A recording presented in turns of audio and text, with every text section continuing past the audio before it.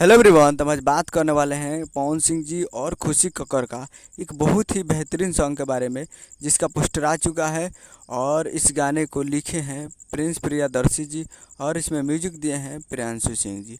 और इस गाने को गाए हैं पवन सिंह जी और खुशी कक्कर जी, जो कि आपको स्क्रीन का ऊपर दिखाई दे रहा है। जिस सॉन्ग का टाइटल रखा गया है रंगदारी, जिसका टाइटल है रंगदारी। और वीडियो में है पवन सिंह जी और डिम्पल सिंह जी, फिट में है डिम्पल सिंह जी। और ये बहुत ही बेहतरीन सॉन्ग है और पावर स्टार पवन सिंह जी का ये गाना है, तो बहुत ही ज़बरदस्त होने वाला है। और इसका टीजर आ चुका है और इस गाने को कल सुबह में रिलीज़ किया जाएगा। जी हाँ, कल सुबह में इस गाने को रिलीज़ किया जाएगा।